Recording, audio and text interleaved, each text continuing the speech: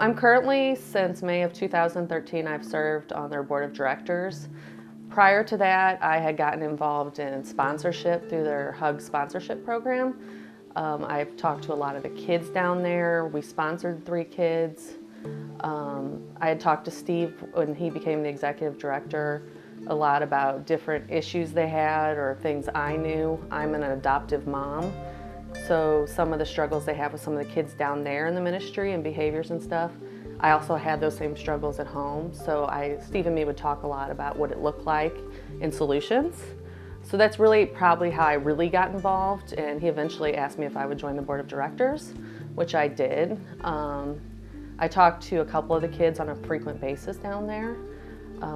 It really touched my heart when I went there. So I think one of the things that really got me when I went there is I expected to visit like an orphanage, you know, some workers caring for children. And really what I encountered when I went there the first time was a family. That the adults and staff of Ninos were not just caring for the children, but they were really incorporating relationships. They're really teaching these children about God and what it's like to walk with Jesus. I don't think I expected that. I was thinking of like children's homes in America or children's homes where the staff just make sure they're dressed and fed.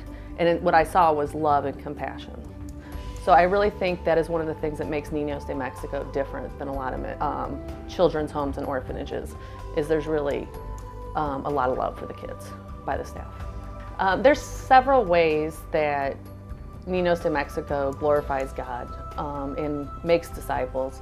They have a ministry that goes up into the mountains, and they provide medical services to individuals who don't normally have medical services. Dr. Noe, the doctor on staff, spends a lot of time sharing the gospel up there. Oftentimes some of our older children also go up there to the mountain mission with them. They should tell the people what they know about the Lord. Every child in Ninos is told as growing up about Jesus and their Savior. They do not have to accept Jesus as their Savior, but they're shown the way and shown that the people on staff and the directors and the people that are doing short-term mission trips, that they're being the hands and feet of Jesus. And when they're shown that, I really think that that grows them on what they want to do and how they can see Jesus working in their life. I think oftentimes just by us loving them, they see us, that we're helping them, we're assisting them, and that we're doing that because we love the Lord and we want to work with them. I would say 100% of our children have came from a hard situation.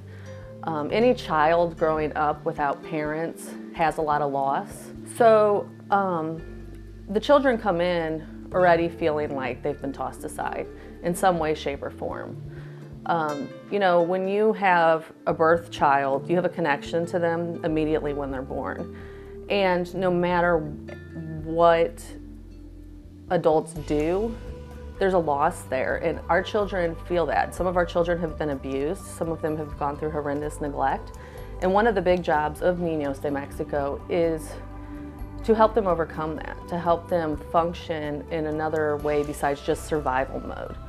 So many of these kids are so used to just worrying about where they're going to eat or worrying about if somebody's going to hurt them. And they need adults who are capable of thinking things through and reasoning to help them move on past that. How to accept their feelings, how to reach out to the Lord to overcome these things. It's hard for that to happen if you don't have adults in your life. So yeah, our children have came from hard places.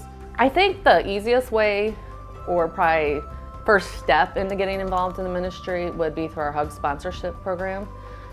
You can send $25 a month to Ninos to sponsor a kid.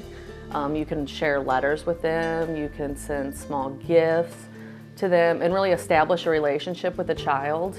I have found through sponsorship that so many of these kids, because they do not have parents growing up, if you just reach out and say, hey, how are you doing? That means a lot to them, because they don't have an individual like that in their life all the time.